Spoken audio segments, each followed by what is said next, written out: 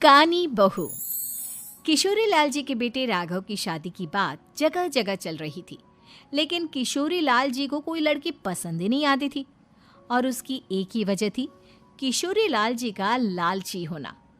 उनको लड़की वालों से मोटा दहेज चाहिए था और इसी चक्कर में एक दिन वो एक बहुत पैसे वाले के घर अपने बेटे का रिश्ता लेकर पहुंचे। उस आदमी का नाम था ओम प्रकाश। देखिए किशोरी लाल जी, मेरी एक ही बेटी है और मेरी सारी संपत्ति जायदाद सब कुछ मेरी बेटी नैना का ही है। पापा, नाम से लगता है बहुत खूबसूरत होगी। कितना अच्छा नाम है ना, नैना। ओ, वैसे बात तो सही है आपकी। अब इतना पैसा है, जमीन जायदाद है, इकलौती बेटी, आप भी क्या करेंगे? सब कुछ उसे ही देंगे ना।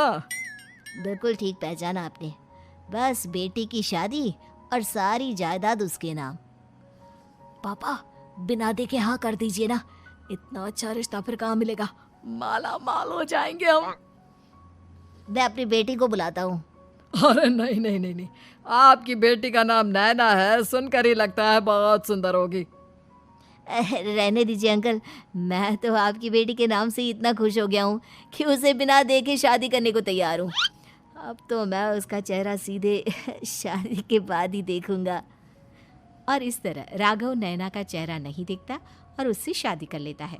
शादी के बाद अपनी सुहाग रात पर जब राघव नैना का घूंघट उठाकर देखता है तो नैना की आंखें बंद थी।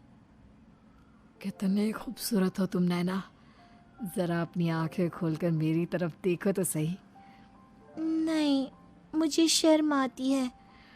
अरे, मैंने तुम्हें शादी से पहले भी नहीं देखा, और अब अगर तुम आंखें खोलकर मुझे देखोगी भी नहीं तो मुझे अच्छा कैसे लगेगा?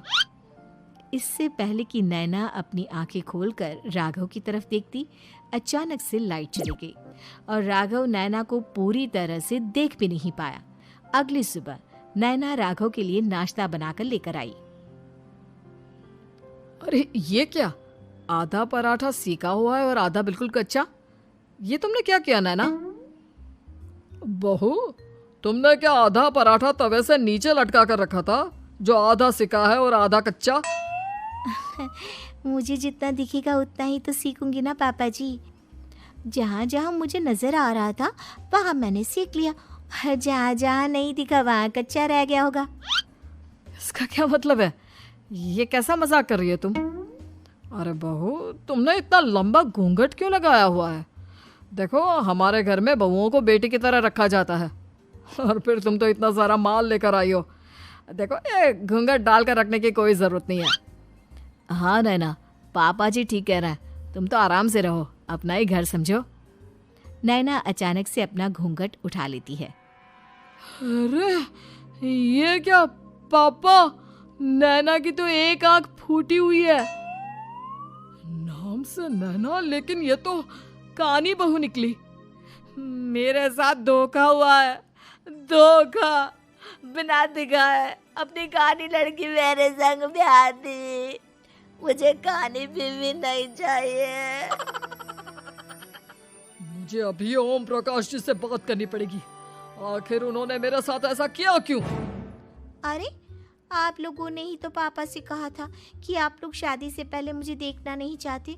अब मेरे पापा पर क्यों इल्जाम लगा रहे हैं? अरे लेकिन उन्हें बताना तो चाहिए था ना कि तुम कानी हो, एक आंख से तुम्हें दिखाई नहीं देता। किशोरी लाल और राघव नाराज होकर ओम प्रकाश को अपने घर बुलाते हैं। पापा जी, ये आपने क्या किया? शादी से पहले बताया क्यों नहीं कि नैना की आंखों में परेशानी है? अरे, आप ही ने तो लड़की देखने से मना कर दिया था। और लेकिन आप बता तो सकते थे। आपको तो हमारी बेटी की प्रॉपर्टी चाहिए थी, वो भी पूरी की पूरी। अब क्या हुआ अगर उसे आधा दिखाई देता है? प्रॉपर्टी तो आपको पूरी मिल गई ना। अरे ये क्या बात हुई? मेरी शादी प्रॉपर्टी से नहीं, आपकी बेटी से हुई है। अब ये तो पहले सोचना चाहिए था, तब तो मेरी प्रॉपर्टी देखकर तुम्हारी जुबान लप लपा रही थी। लेकिन मैं कानी लड़की को अपनी बीवी बनाकर नहीं रख सकता। पापा, कुछ करिए ना आप। हाँ, करता हूँ। देखिए ओम प्रकाश जी, आप हमारे साथ ऐसा नहीं कर सकते। और तुम देखो, अगर तुमने मेरी बेटी से शादी तोड़ी ना, तो जो भी प्रॉपर्टी मैंने तुम्हें दी है वो तो पूरी की पूरी वापस ले ही लूँगा, और आधी प्रॉपर्टी तुम्हारी भी लूँगा। अरे मेरी आधी प्रॉपर्टी भला क्यों लेंगे आप? इसलिए क्योंकि मेरी बेटी को आधा नजर आता है और उसकी नज़र अभी तक तुम्हारी आधी जायदाद पर ही पड़ी है। अब तुम उसे घर से निकालोगे तो कुछ तो लेकर जाएगी ना। और अगर हम आपकी बेटी को अपने घर की बहू बना कर रखे तो? तो तुम्हारी पूरी प्रॉपर्टी तुम्हारी ही रहेगी,